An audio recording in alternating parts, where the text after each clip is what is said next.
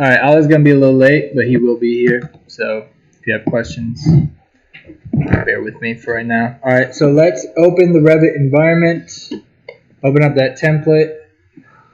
I'll give you a couple minutes. Today we'll be going over the conceptual massing environment. So conceptual massing is essentially freeform modeling within Revit. It is your typical Rhino or SketchUp modeling software. It's a little bit more complex and not as fun, not as easy to use for sure as SketchUp or Rhino, but it does have direct ties back to the building, the BIM environment, so you can apply different architectural elements to that form, so you can get some pretty funky forms while still being able to rapidly produce construction documents. Everybody got it open? I hope so. Yes. Oh, just wait. Before we do that, I just want to quickly go over splines in Revit. Someone asked last class if there was a way to create a double curved wall. There is, but it's not typical and it's very difficult to manipulate. So I'll go over that and what the drawbacks are of using spline tools in Revit. So if you've opened that template, go to level 1. We'll review that really quickly. So with a typical wall, if you go to your wall component, if you go under the draw tab, there is no spline tool, and that's because you cannot create a traditional wall as a spline. You have to go and create a custom generic model in place custom component. So if you go back to your component and go model in place and go down to walls, say okay. So then it's going to bring up your typical form generation tabs that you would, yeah, like Pokemon Go over there. So to be able to get a wall, a traditional wall, you'll have to go to an extrude tab, and then under the draw tab, you'll see spline. So you can click that, you can draw your spline with the different weights. Yes. What? Draw. So if you go, oh boy. If you go to create, hit extrusion, then under the modify tab, it'll have your typical draw. There you go. And then it looks like a typical spline. Oops.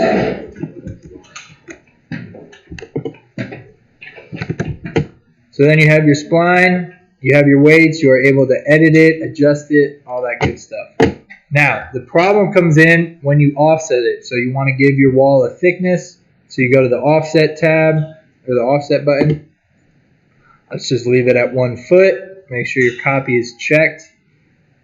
Hit offset. We've drawn a really long wall apparently. And then you cap it with 2 lines.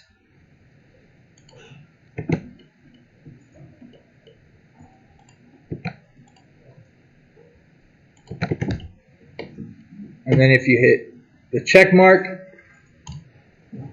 then you have a wall, and then you can control the height of that wall from your extrusion start, your extrusion end.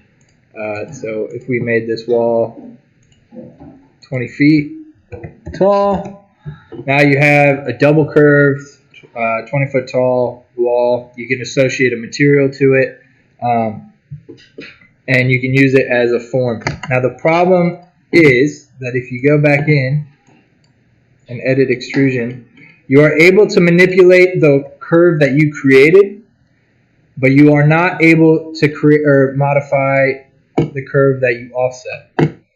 Revit does not, it just does not have the functionality of being able to transform or modify splines easy. Like, so if, for example, let's say we had this spline out here and we wanted to trim or extend our spline out to it, it will not select because it does not have not the computing power, but the computational ability to be able to rectify extending that spline out. So there's limitations to it. So just be aware of that. I just wanted to cover that really quick. You just make like a different spline connected to? You could, but then it's not going to be, you know, a typical. So like if you wanted a 1 foot thick wall, it's not going to be true. You can offset it, and you can offset the original line as many times as you want. But if you wanted to try and offset the line that you offsetted, or if you wanted to try and trim it or modify it, you wouldn't be able to. The only thing you can do with those splines that are created from the original is scaling it, which doesn't necessarily help in the long run. All right, so that's our arbitrary lesson for today. You can cancel out of that model. Go back to your level 1.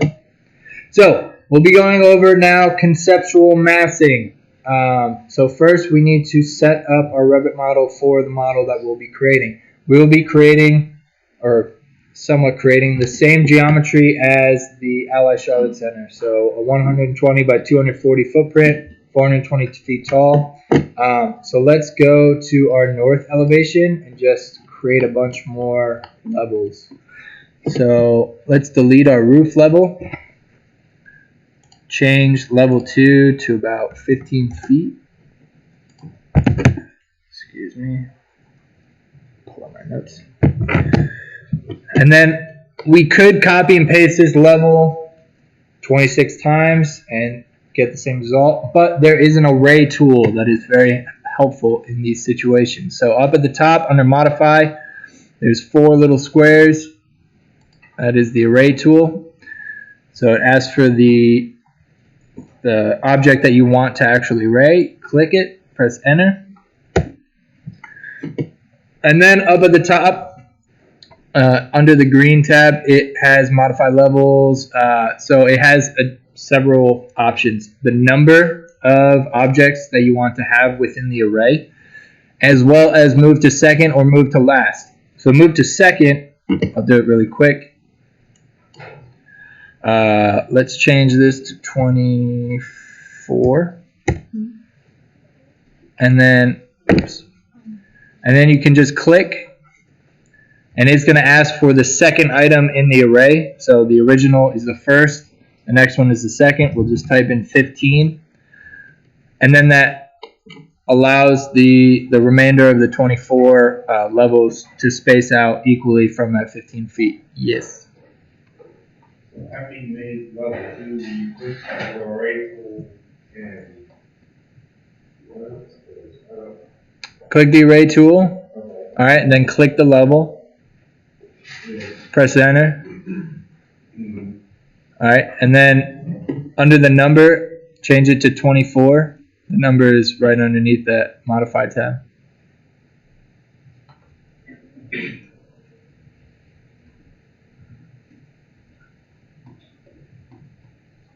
Got it? Kind of?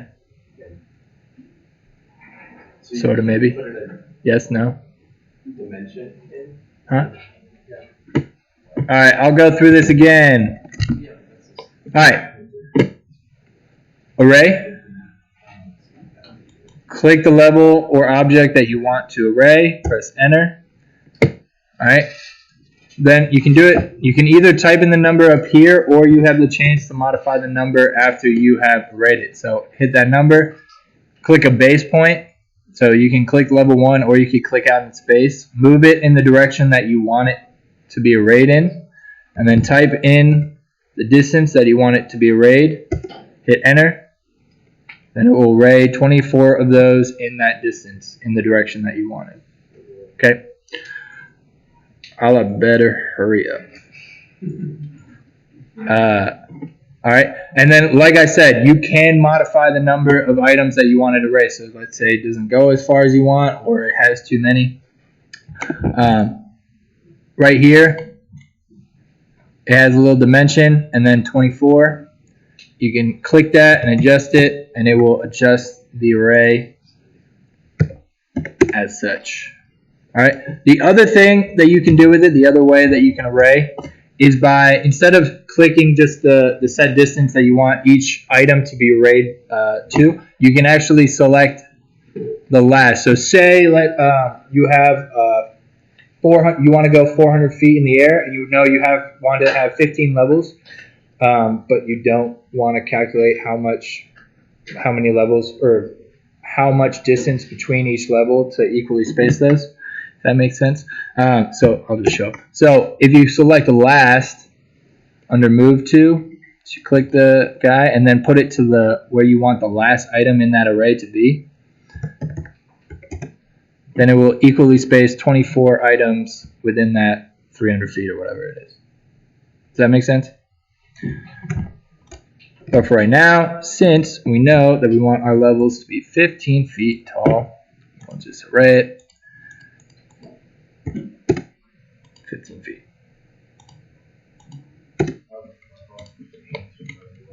About 15. It doesn't necessarily matter. How do you got the 24 number that crossing? There's an annotation 24 number. Yeah. So that's right after you array it, you'll get that number. Also, if you select any of the arrayed elements, it will pop up as well. So one thing with arrays as well, so if you zoom in to any one of those levels and highlight over it, you'll see a dash box around it. That means it is in a model group. Anything you array is within a model group, and that's why it populates that 24. And if you go into edit group and add something to it, let's say you array like 10 walls and you want to change the length of that wall or the height of that wall, and you want to change the length of all those walls you just arrayed, you go into edit group, you manipulate that object however you wanted, hit finish, and it will adjust all the levels that you arrayed. They're all tied to each other. Now, if you want to break that chain, you just go up here to ungroup, say ungroup, and now that level is free and it's not tied to any of the other objects within the array. Of course, if you then edit any other of these model groups, it will not update when you edit it. We'll get more into groups later, and that will give you a better understanding of how these work, but just be aware of that. So when you select it, you're not wondering what the heck this dash box is around. Anyway, go back to our level 1. Alright, so our conceptual massing environment is under the massing and site tab at the top. It's right in the middle. Alright, and then it is in the far left corner of the tabs.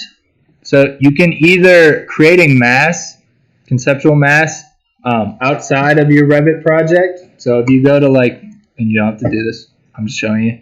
If you go to File New, you can see that you can create your own conceptual mass outside of the environment that which your project is in, and then import it. Or you can do an in-place mass, which is editing and manipulating the mass within your Revit project. So hit that in-place mass, press OK.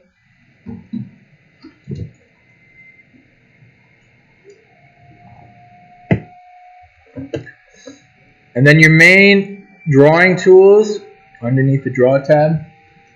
And these are two-dimensional drawing elements that you create to then create three-dimensional forms, just like you would in Rhino, and maybe SketchUp, I guess. I really don't use SketchUp, so I don't know. All right, so let's hit the rectangle button. Finally. Anybody have questions?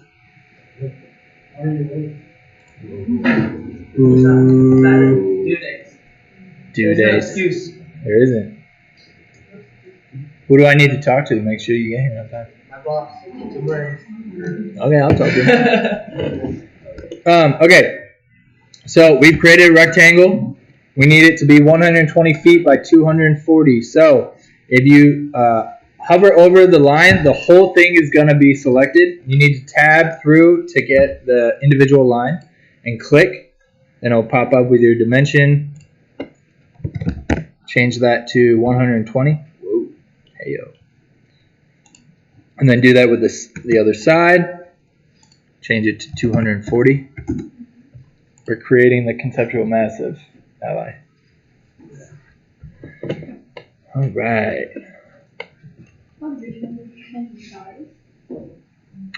What's that? So hover over the lines, tab to get an individual line, or tab again to get the whole chain of the rectangle. So we'll hover, click off of it, and then hover over it and tab. Is there a way to like No, don't click, the just elevation markers? Mhm. Like, should they be on? Yeah. Now just press it. Now So right now we're in the conceptual massing environment. So all the, just like if you were to do like a floor, like when we were in the floor environment, we're drawing it, you can't select any other element. That's the same idea with the conceptual mass. So we have to check out of this mass before we can manipulate anything else.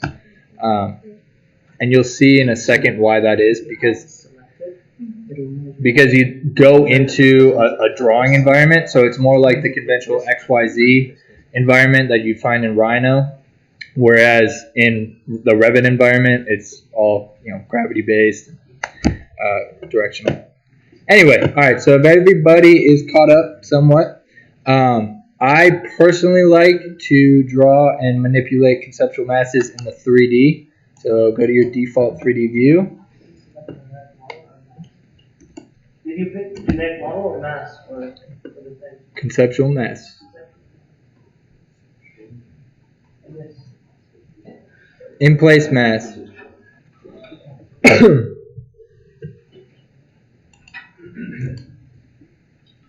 Okay, so now that we have a two-dimensional drawing element within the conceptual massing environment, we can then create a three-dimensional form. So if we click the rectangle, it's going to pop up with this create form button up here. So that gives us two options, solid and a void form. So since we want to create a solid, we'll create a solid. If you wanted to carve out some pieces, maybe make a courtyard, make a puncture through the conceptual mass element, then you would select the void form. We'll go over that once we get this built. So hit solid form. It's going to automatically generate a predetermined dimension. So it's going to extrude that drawing element, the two-dimensional drawing element, perpendicular to where it is, just like it would if you extruded a box in Rhino. And then once you have that, it'll pop up with some dimensions. Let's pretend like we've clicked off. So we clicked off and we lost that dimension. To be able to get that dimension back and start to manipulate the object, we need to select the individual face or element that we want to adjust. So if you select, hover over a corner or an edge of the mass and start tabbing through, you can then go through all of the different elements within that form that you can select. Select the top face, and then you can either use the XYZ toggle to extrude it, or you can use the dimension that pops up to manipulate it that way. Let's do that, 420 feet, which is the height of the building.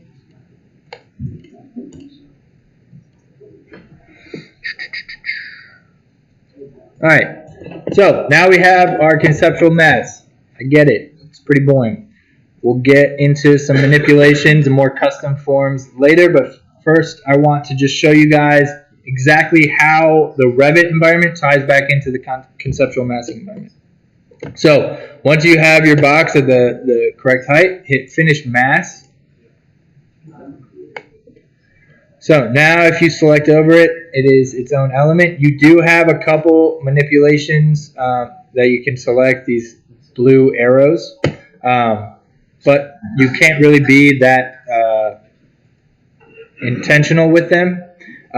So I typically do not manipulate the conceptual mass outside of the conceptual mass editing environment.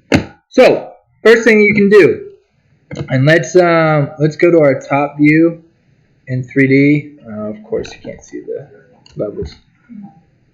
It's just an OCD thing, but I'm just going to drag the box within the level. And then go back to our level 1. And like you were asking about, Brian, you can take these elevation tags, move them around. And then the other thing you can do with them, so I think I went over it a little bit, but if you highlight over that triangle, the direction of that elevation, you can then, it then highlights the plane of the elevation that it's projecting to, and you can move it to the outside edge of your form.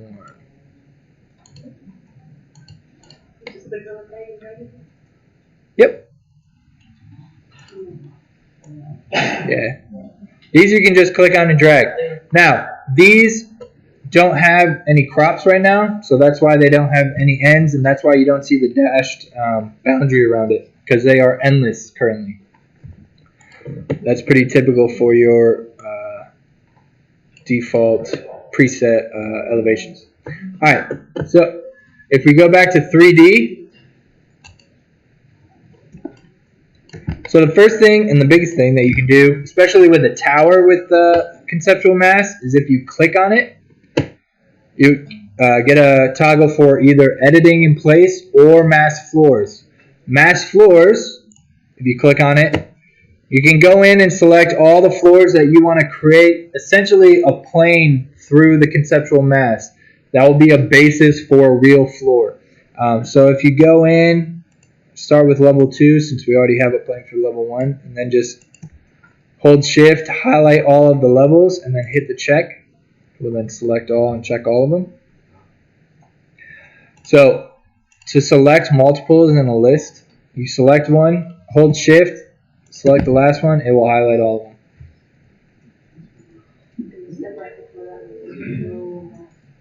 So click the mass, then up at the top under model, it will say mass floors.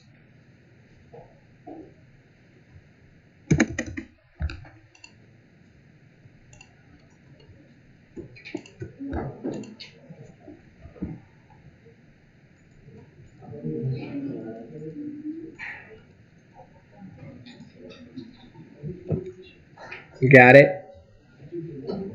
Just getting weird.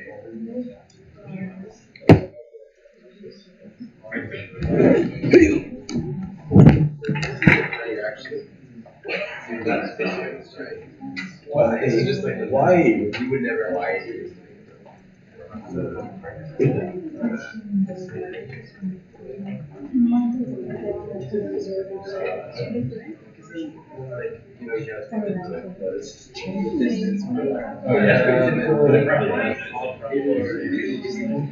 Anything will just like based on it's just basically this is like parametric. So hit the check mark. Useful. Like all useful. Yes.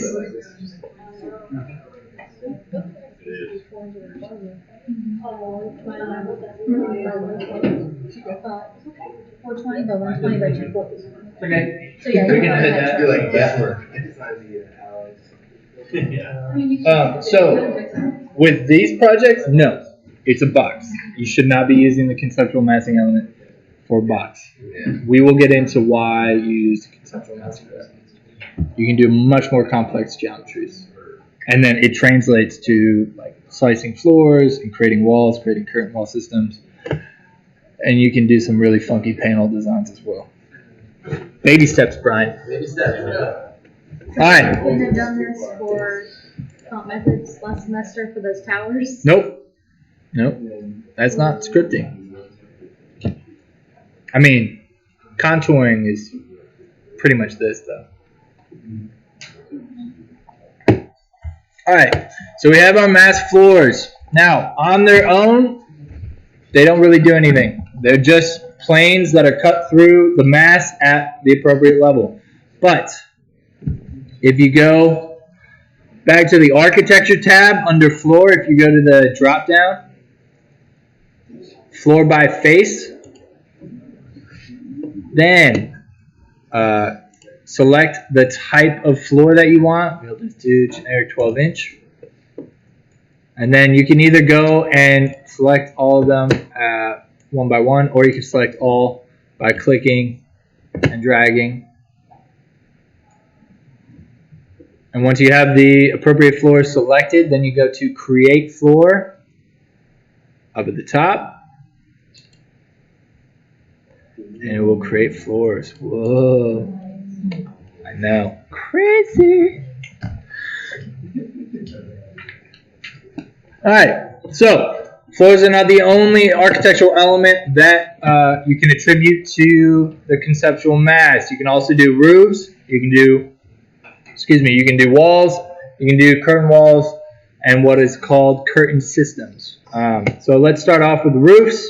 So under the drop down, just like floors, there is a roof by face. Click that, select the type of roof you want. And then you'll notice it is only allowing you to do either the bottom or top surface because it likes horizontal planes. So select the top, just like floors, create roof. Now you have a roof. Yay! Alright, and then same thing with wall. So drop down by wall, wall by face. Yeah.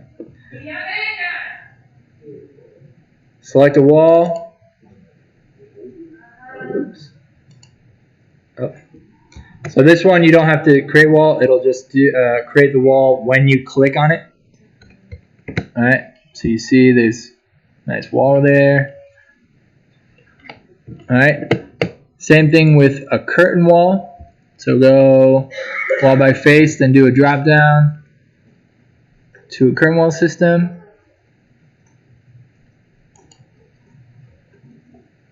Select face.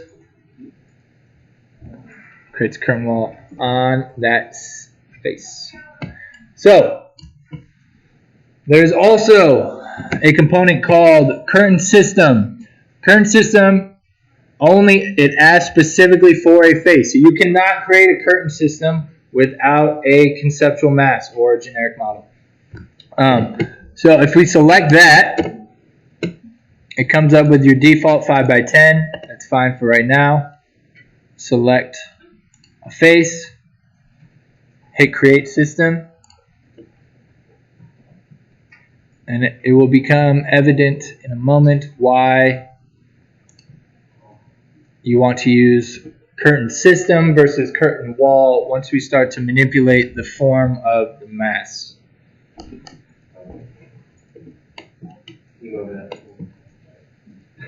Curtain system, so it's right here. Okay, and then just click the face that you want. Hit create system. First, you would be able to create a current system if you have a wall, right? So you want to go to, well, you can create it over it, but you want to go to a face that is still exposed. That's why I only selected one face for the wall, one face for the curtain wall, and one face for the curtain system. Oh, it's different. Yes. Curtain wall. Yeah, so curtain wall is a wall type. And if most people have caught up, so curtain walls, you can apply them to a conceptual mass face, but that face must be vertical. If you start to angle it out, make it a curve, make it a double curve, that curtain wall will then fail, and it will not update to the face, and it won't curve to it. A curtain system, on the other hand, will. So that's why you want to use curtain systems within your conceptual masses. So when I hover over the plan, I want to apply a current system. There is a plus sign there, and I can only click the wall. So you have to select it. Yeah, I selected, but nothing happened. Yep. So.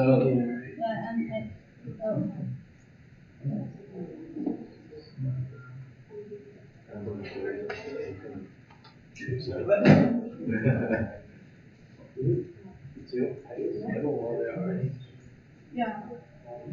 And I just activated it now. I'm trying to extend my lights from my full see. So yeah, see, I didn't check blue because you saw that? Yeah. Because you had a wall already, so I think it was. 什么难道有 Singles I night. have yeah. Oh, How okay. can I You wanted have If you move the wall, So the storefront facing that side is all shade wall. I'll show that. That was just. Alright.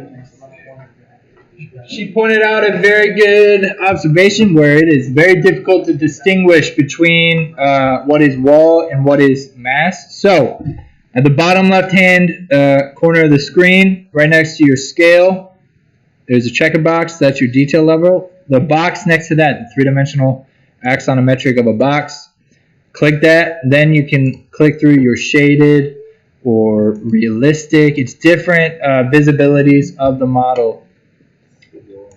There you can see. So shaded gives you a much more obvious and apparent. You can distinguish between your different systems. Everybody caught up? So now we can start to really manipulate and showcase why the conceptual massing environment is important. So if we hover over our mass edge and tab through until we get the actual box, click it. Actually, here, I'll show you an easier way. So there's a component on here called filter. So if you click and drag and highlight over a bunch of items, you can then filter through different types of elements. So if at the top, you'll see a little tab called filter. Hit that. It brings up all the different types of objects that you have selected currently, and you can go through and uncheck the ones that you do not want selected. So obviously we want mass, so make sure mass is the only thing still checked. Hit OK. All right, now our conceptual mass is the only thing selected. Hit edit in place. All right, so unlike generic models, there's a lot more manipulations that you can do to the form of the conceptual mass. So if we click the edge, it gives you a nice little toggle. You can then manipulate the edge to start getting a little bit more angular. Yes. You can also do, so you can do faces like we did for the height. You can do faces of the side of the building as well. So you can extrude this out or back in. You can also do points. So if you hover over a corner of a building, it'll come up with this blue circle. If you click that, do that same toggle, and then you can start to manipulate it that way.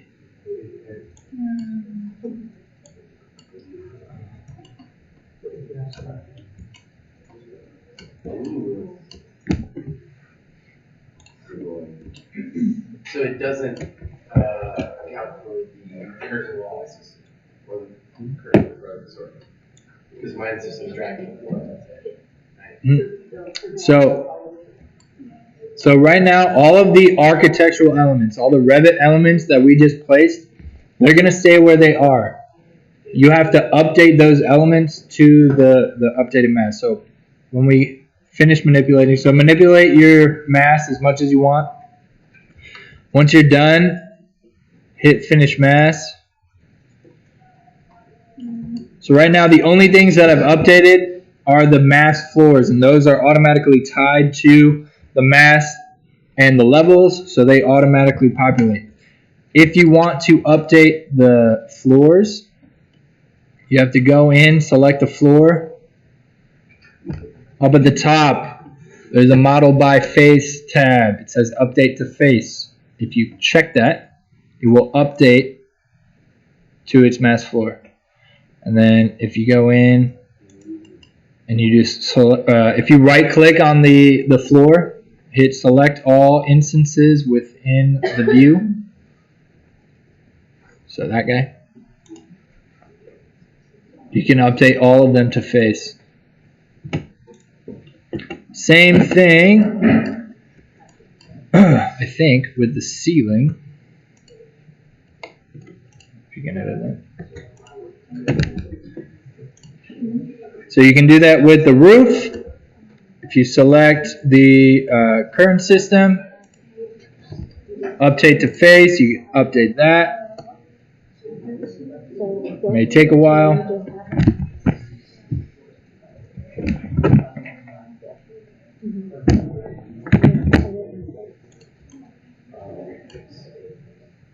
Now, if we try and update the curtain wall to the face, it will give us an error. The vertical wall is no longer vertical, therefore you cannot have a curtain wall. So you have to delete it. So instead of having a curtain wall, we'll just go in and create a curtain system.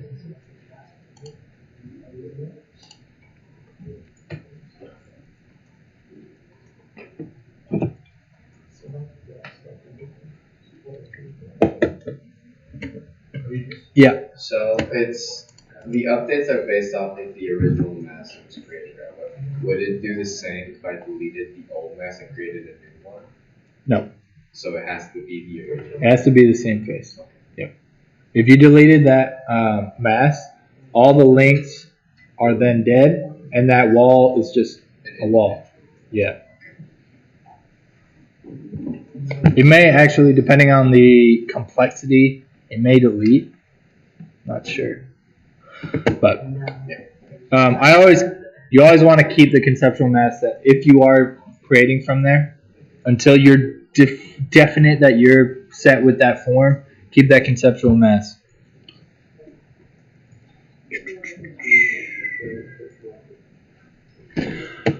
All right. So let's go back into the conceptual mass environment. No, maybe not. We just click in the mass again. Mm-hmm. Yeah, just go back into the mass environment, the editing environment. I'll show you a couple other ways to manipulate it. So if you select a surface, you can scale it. Pretty self-explanatory. Here. You know what? So since we have all the other elements still in the view and it's becoming a little bit difficult to see our mass, we can do what is called isolating.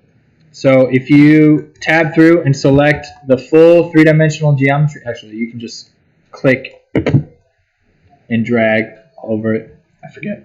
And then at the bottom, there's glasses, pair of glasses. If you click that, it'll bring up hide or isolate, and you can either isolate the entire category of those elements or the specific element itself. Anytime you see isolate element, that is telling you that it's only going to be performing that action on an individual, the selected element. If you do category, it's going to hide or isolate every single mass, or if you select a floor, it's going to hide every single floor. So let's go isolate element. Now we just see the mass, much easier to manipulate, much easier to design. You'll still have to update everything once it goes back. Once you go back, yeah. Is there any way it just does it automatically? Or is Revit just not working like that? No.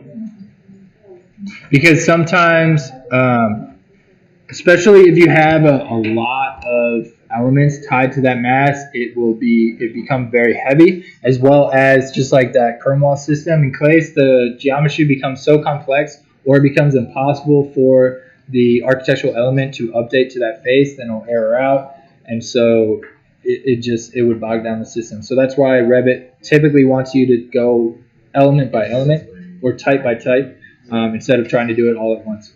So like say you stand at the floors by like a couple feet and then you wanted to like have all the plumbing systems. You can do it by category, like select all the plumbing and move it according to the massing. You could do that, yeah. You should not be modeling plumbing before you figure out the form of your building. That's fair. Just FYI. Yeah, by that. Let's focus on primary architectural elements, then let's get into the details. All right.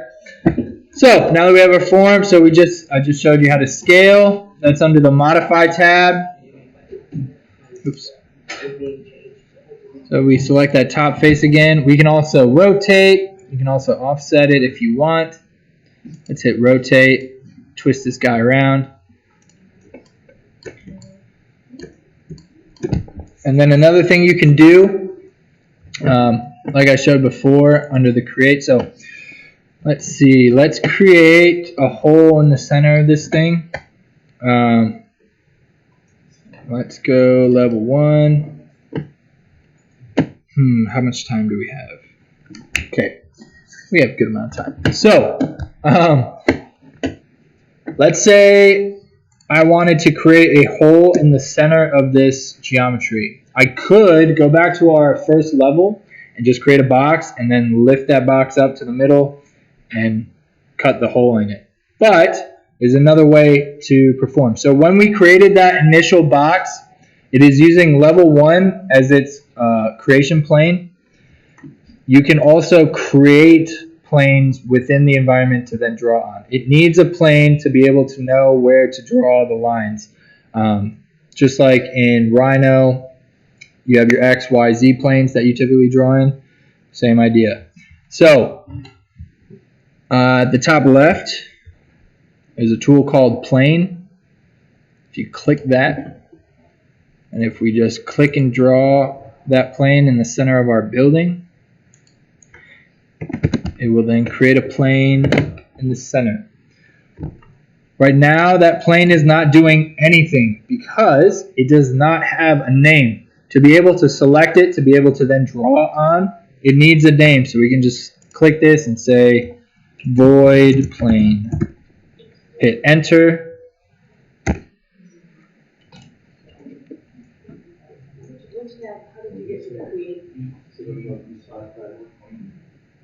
So, top left, under modify or create, it's plane.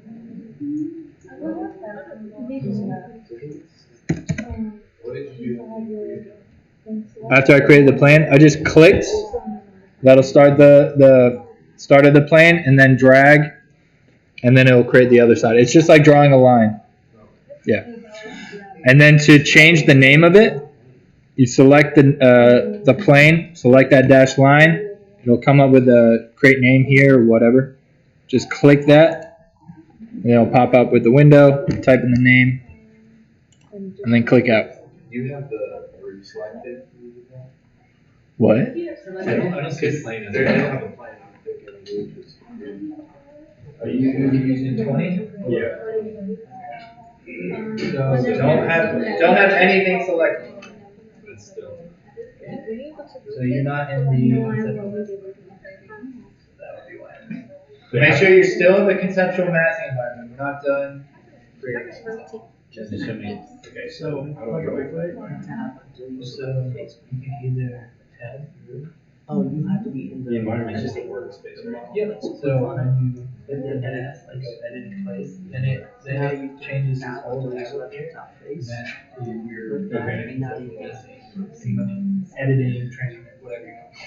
It's that environment. Oh, there it is. Thank you. So you can't change any other artificial elements except for the conceptual mass. Okay. But you are able to do freeform modeling.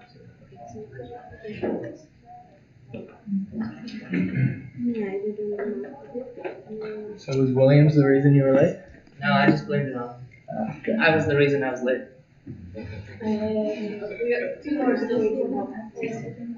What? Kidding. Does the line have to extend outside? No. So with planes, both the height and the length are endless. Oh. Oh, but we just gotta give it a name.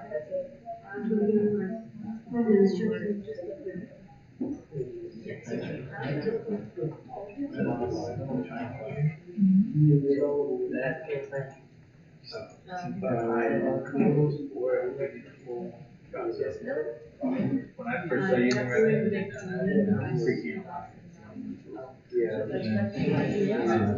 you also need to be in So your level one has plane, and then somewhere in the middle, wow.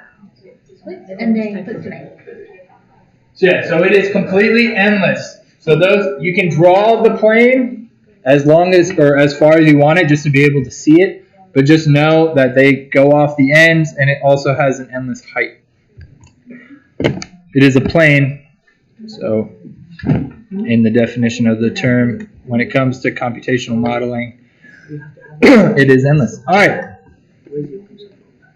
So if we go to our three-dimensional view, now if we go to create,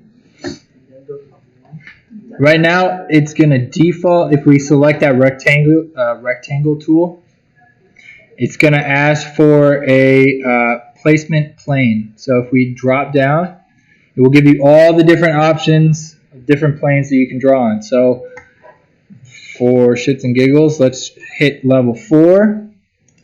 You will then draw on level 4, right? So it's 4 levels above. If we change that to level 17 and draw, then it changes to level 17. So it's undo, because under all that drop down, we now have a reference plane at the very bottom, void plane. That is the one that we just created.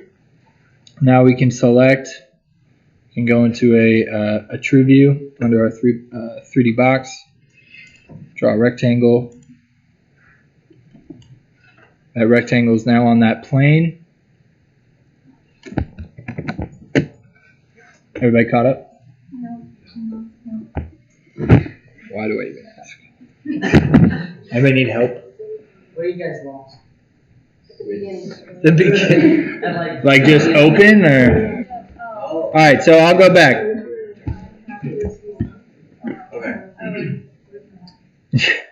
So under create, we'll select our drawing tool, our rectangle. When we select the rectangle, a toggle comes up. Under that toggle is placement plane. You can select the levels or any other views that you have created. You can also pick the reference plane, void plane, or whatever you named it, at the bottom.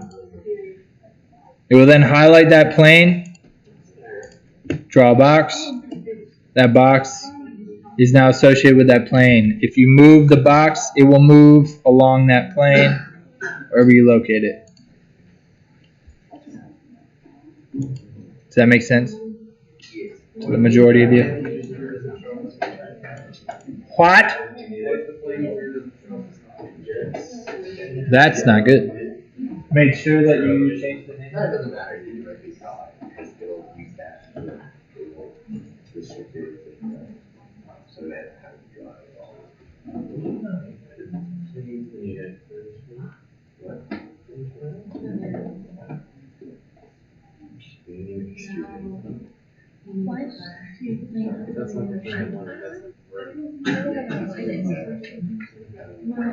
So you need to be in. So since that plane. Did you draw it in the center of your circle?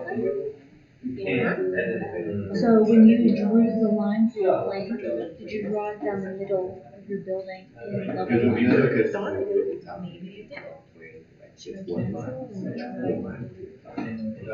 No, don't press.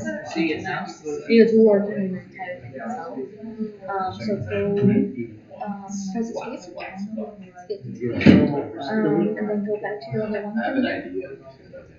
Yeah, I'm gonna present the That's okay. But are you? Yeah, That's right. But that's not where, that's your building right there. Because if you go back to your 3D view, that's the building, and then your plane is like outside. I can't tell. I'm sorry, I can't tell. Did you draw it in the back room of the house? What do you want, Sears? Yeah, Sears. Wait. Yeah, hit undo. Yeah. So go to the back view, press back. Yeah, Okay, and then, okay, so it looks like it is on it. well, towards my side. It's weird. So, Right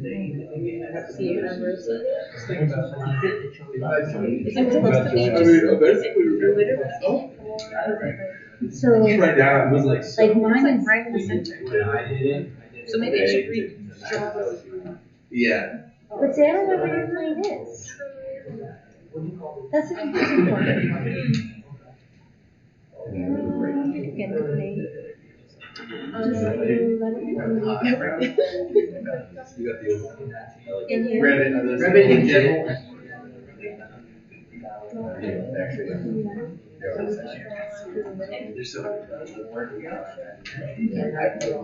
Don't see any other confused faces. All right. Yeah.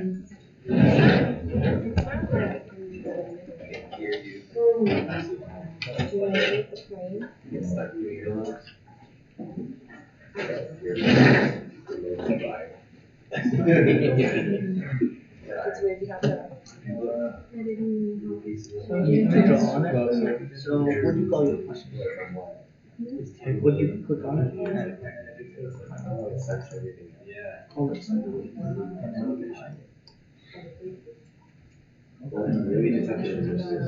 Now, if you go to 3D, if you click on the rectangle, you have to select it. And now you can choose how you can, whatever shape you draw, it can be on that plan. Right now, these are all. These are all small. So that's when I first came out. No, it's blackberry. The original. Oh, yeah. I thought the first had like extrusion. Yeah,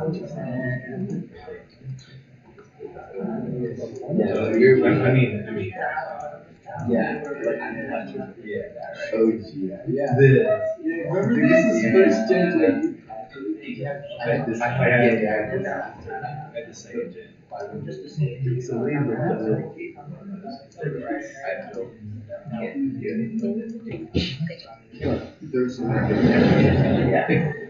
All right. Is everyone at this stage? Somewhat? Yes. So, just like we did with the original extrusion, select the two-dimensional drawing lines, two-dimensional line work. All right, and then under create form, instead of selecting solid, we'll select void. All right, and then we can select the toggle, extend it out, do the same thing to this side. Ooh, now we have a hole in the middle of our building.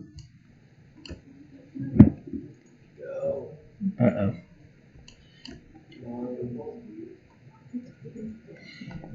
Yeah, it's a little bit different than Rhino.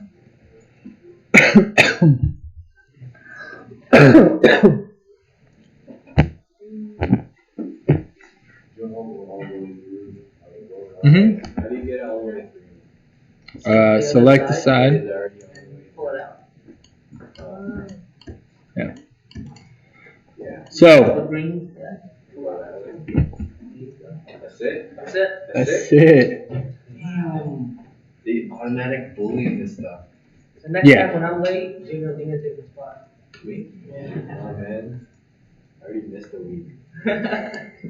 So, when a void comes in contact with a solid, majority of the time, it's going to automatically erase. And you're not going to be able to see that void extrusion unless you tab through where it's cutting through the object. And you'll see that extrusion highlight. You can click it, and then you can start manipulating it however you want. Those void extrusions or void forms typically come up as a orange yellowish box. That's how you distinguish it from a solid.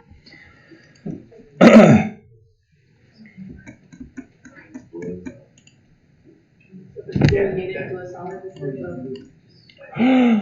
So, How can you move a long straight line? along a straight line. Right now, moving it, it's moving freely in space. I guess so.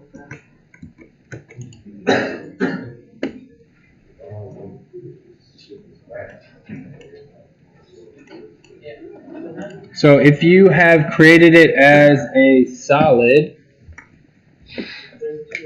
by accident,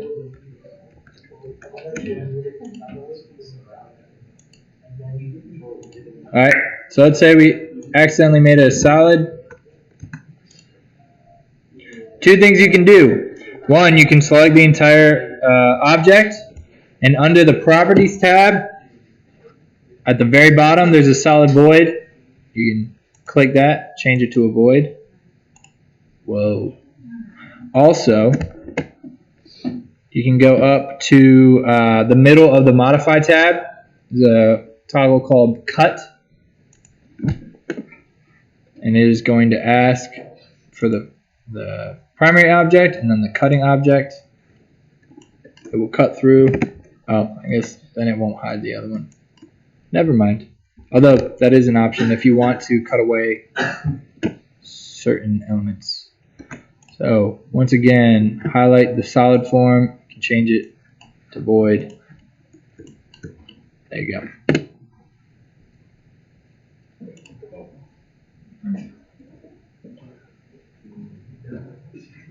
Like Alright. you want to change it back to like a solid form. That. Or if you did a void and you wanted it to be a solid form instead.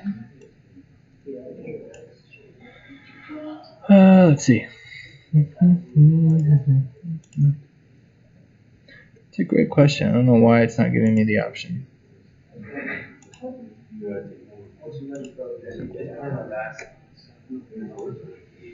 I don't know off the top of my head.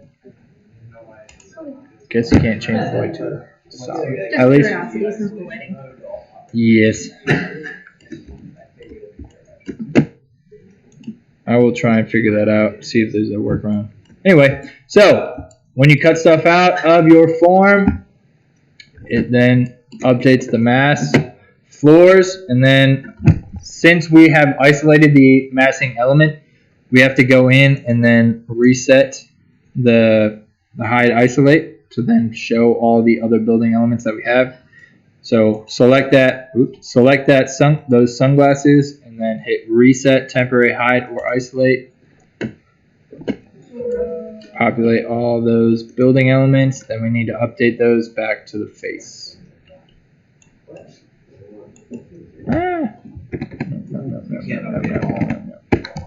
No.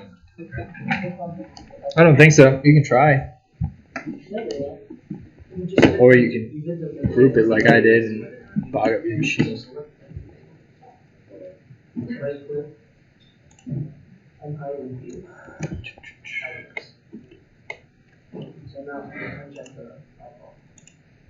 So he temporarily did it. You come.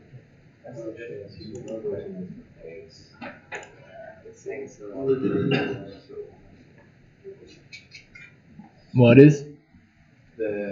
I guess when we twisted it, it made it not vertical. So. Is that the current wall? Yeah. Yeah. It's the current system. Current system wall, yeah. Will it not do that for a regular wall? Nope. Regular wall, it will twist to a certain extent. If it gets too complex, it won't. Just like that. Which is weird. Alright.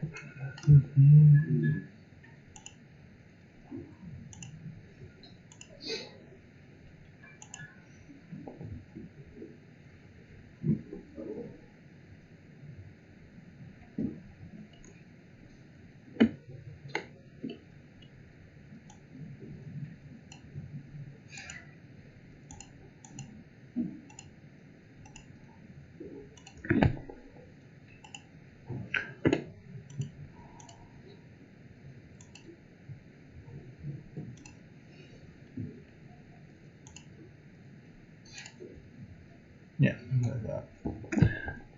So my regular basic wall had an error that it wasn't no longer vertical and it couldn't do it. But if you go back in and recreate that wall, do wall by face, select a generic, click it. It should do most of the same transformations as a current system. So it should update to a double curved surface or any voids that you take out.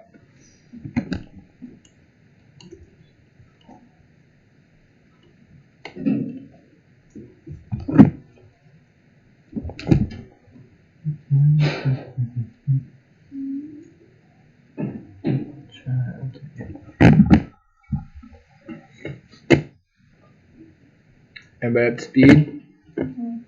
Oh my goodness.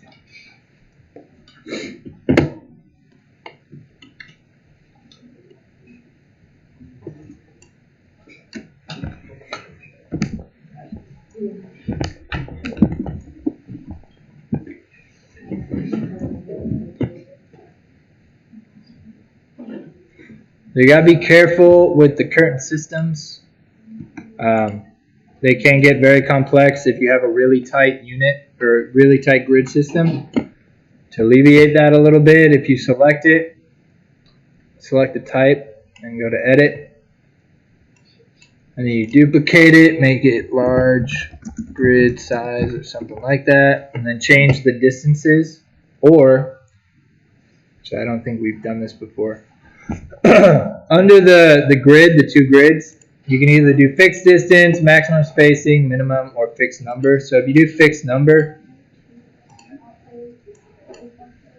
press OK. I would say updated basis, delete them and remake them. That's going to give you the least amount of error. It will then. So yeah. No, it's Excuse me. If you do fixed number, then it goes from the type to the individual element. So if you select the specific current system under the individual properties, it'll have grid 1 and grid 2 and then the number.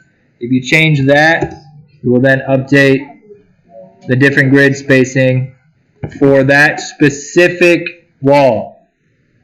It will not do it across all walls of the same type like fixed distance would. That's how to make it a little bit more simple.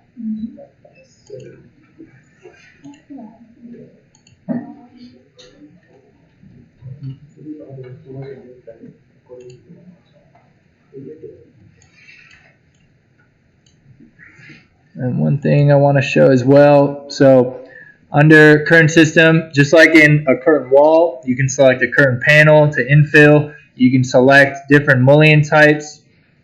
So if we change the current panel from none to solid, and then let's say interior type for the 1 is 2.5 by 5. Let's leave the grid 2 alone. You press OK. It changes all those panels to solid. Now, the one thing with Revit and curtain wall systems is that it facets that curved surface. So if you have a double curved surface or any kind of curved surface, instead of aligning the face to that curve, it facets those panels essentially. So the higher the grid count, the more dense the grid is, the smoother that curve is going to be. Larger, the more faceted and angled it is going to be. But it mimics your typical construction. It's just like most construction if you have a curved wall. Does that make sense? Yes? And then if you want to manipulate an individual panel, you go in, tab through until you get that panel. It's going to be pinned. I think I've gone over this, but if it is pinned within a curtain wall system or curtain wall individually, that is tied directly to the family. So if you unpin it, you can then manipulate that panel, say change it to glazed, But if we go to the system itself and change the curtain wall panel to, oh God, say none.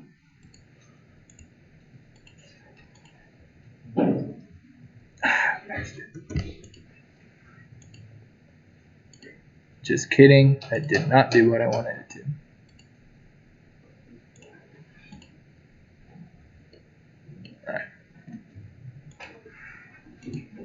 Change it to solid. It'll change all of the other individual panels that are still linked to that type, except for the one that you unpinned. So just be aware of that. I believe that is all I had for tonight. Any questions? Outstanding questions? Outstanding questions from the last assignment? Yeah. When we were modeling in place the component, is there a way to add a gumball so that to move around so it's not like attached to the plane to draw it? I don't believe so. Let's do model in place. So that's the difference between a conceptual massing environment and a regular generic component. You can only manipulate or freely manipulate the blue arrows that come up.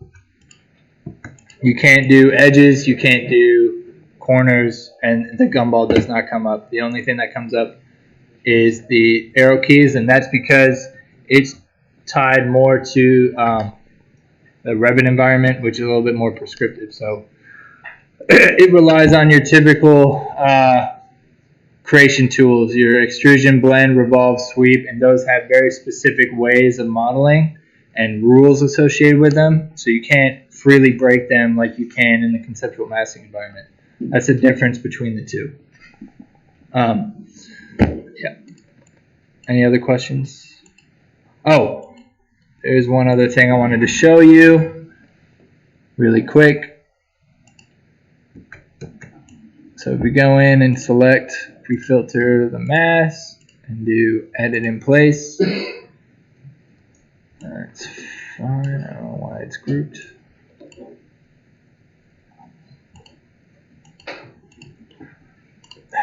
Where did it go?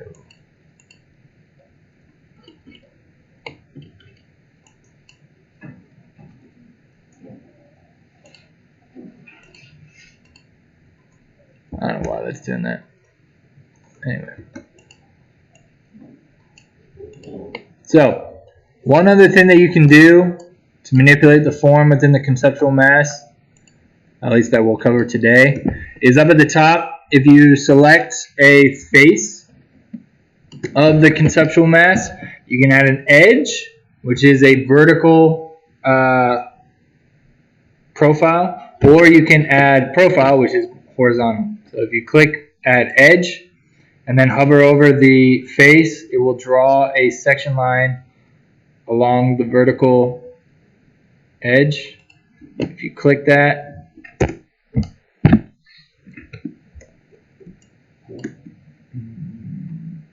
so now you can't really see it, but if you hover over the edge, you can see it split the face of that where we added that profile, and then you can start to manipulate it that way. And then same thing with profile. So add profile, it does the same thing, but along the entirety of the mass. And it's a little bit different, I believe. Might not be. Yeah, it's not. So it's essentially doing the same thing that a mass floor is. It's cutting it. But then, whoa. It is cool. It's a little funky.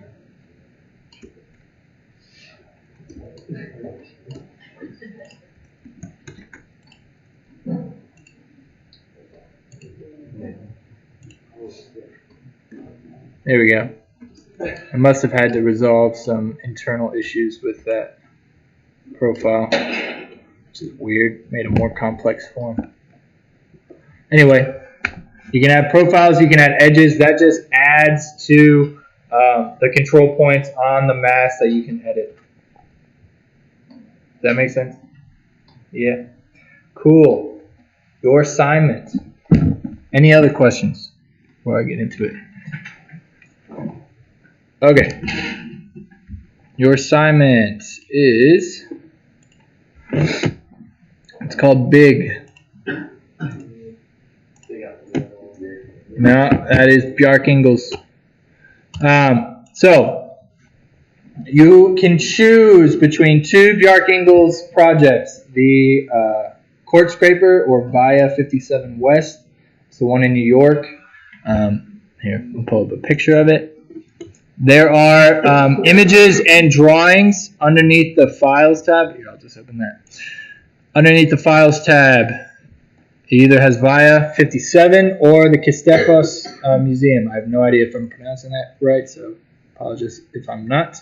But they all have imagery and drawings that you can use as a base. What I want you to do is model the mass of the building within the conceptual massing environment, and then model elements around it. You do not have to get too detailed with it. If we go back to the assignment, lays out all of the deliverables. So I want you to apply associated walls, floors, ceilings, if there are any, as well as curtain systems and any other elements. For Via, so I want you to raise the mass up so that there's a base of curtain wall along the perimeter, and then I want you to model or apply curtain systems to the inside, and then a wall to the face. You do not have to draw all of the undulations, all of the terraces that are on the outside of it. I do not expect you guys to get that detailed. I just want you to be able to model the geometry within the conceptual massing environment and then apply architectural elements to it. Same thing with Kistefos Museum. So like this one, you do not have to draw all the terraces, and inside you don't have to draw all the undulations. Just on the inside, I expect a curtain system. On the outside, a solid wall. Anytime any facade that is mostly solid, make solid. If it's mostly curtain system or mostly glazing, make a curtain system for it. Same thing, actually, let me go. So same thing with the museum. I do not expect you guys to be able to model all those little facets and undulations. If it's solid, create a solid wall. If it's current system or glazing, make it glazing. Again, do not expect you guys to model that weird, model the current system to a point. Just have it come from the wall and then wrap up to the roof. Is there a question back there? No. Okay, and then the deliverables, pretty self-explanatory. Oh, I forgot to show you. All right, a section. So the levels must be dimensioned. So dimension the levels. We want you guys to do this within scale. So make sure you add dimensions to the levels. Ground floor plan and an upper floor plan, does not matter where, as long as one is lower than the other. And then add the overall length and width dimensions. 2 of the more unique elevations, and then a section perspective. So that is one thing I did not show you guys yet, so I'll show you that right now. So cancel mass. So we have this really funky building. I don't even think I showed you section box, so I'll do that now. So if you're in a 3-dimensional working environment, on the properties tab, there's a box called section box. If you select it, it'll populate this wireframe box around all of the objects within your project. So if you have some weird object way off in the distance, it's gonna go that far. And then if you select it, it'll give you those blue arrows. I personally like to draw in or manipulate it in a true elevation or view. And you just click, drag those guys, and it will create a section through the elements. All right. So that's how you do a section in 3D. To do a section perspective, if you go to view, so let's go to a one of your levels, go to view, under 3D view, do the drop down, do your camera, so click your camera just like you would a perspective,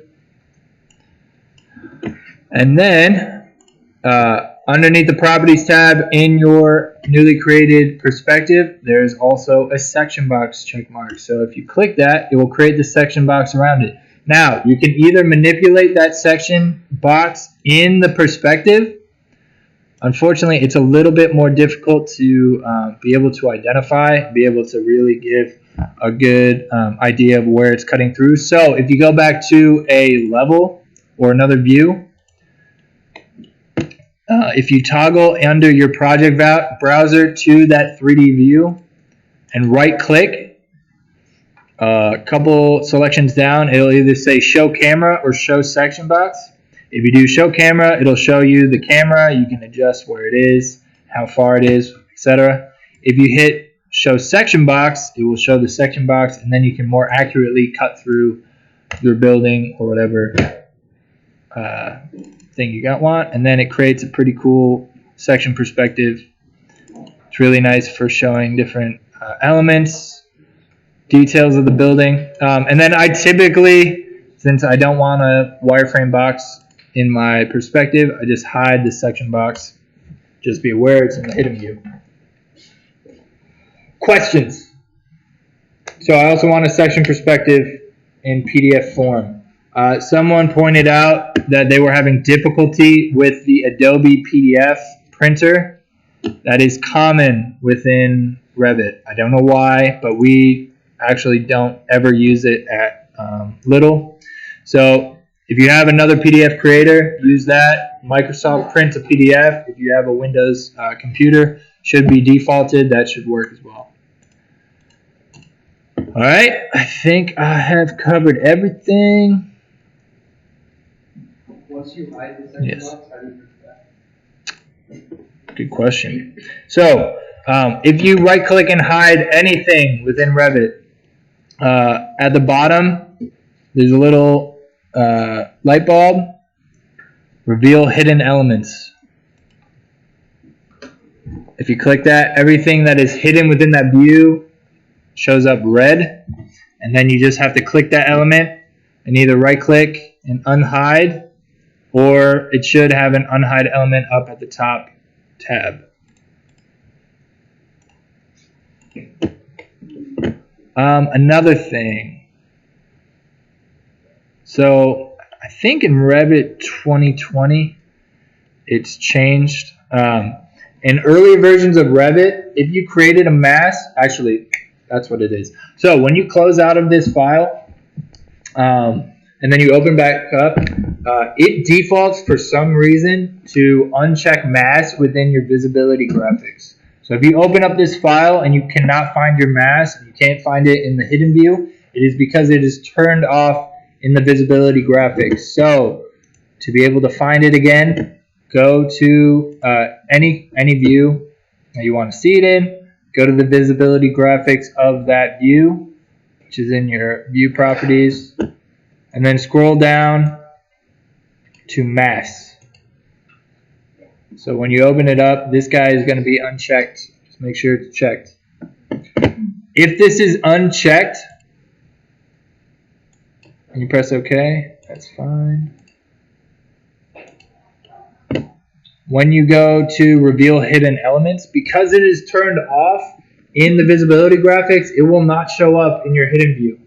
So just be aware of that. If you know that you've created an element and it is not showing up in the reveal hidden elements tab, it's because it's probably turned off in the visibility graphics. That was one part of Revit that can cause a lot of confusion. Okay. Let's see. What is... I can't remember when it is. The AIA mentorship is coming up next. Somebody? Anybody? 29. Thank you. The 29th. I don't have it on my calendar yet. That is a really good forum if you are looking to find a job. It connects students with professionals within within Charlotte, within the surrounding area. If you don't necessarily want to be in the AIM mentorship program, if you don't want to meet monthly and you don't want to be in a group, I would still recommend that you come to this specific event. It is going to be in stores. There are going to be a panel of which 3 professionals from varying sized firms are going to be there, and they are going to be talking about what they look for when they are receiving applicants, when they are interviewing, what they look for in a resume, what they look for in a portfolio, skills, etc., and how to go about applying to jobs. So I recommend that you go. Don't forget our SVP. Most people don't, though. As long as you show up, it's good. Just order extra pizza. I never use them. You just scan. Just open your camera and the default Technology is great. Really? Yeah, you literally. You don't even have to have an app for it. Yep. Your camera Nobody does knows it. how to 100% use their phone anyways. Why are you using QR codes? That's how we register for it. Oh, That's how we fancy. sign up in classes too. No, we like to keep it right. We like to keep a record. All right, I think that was it.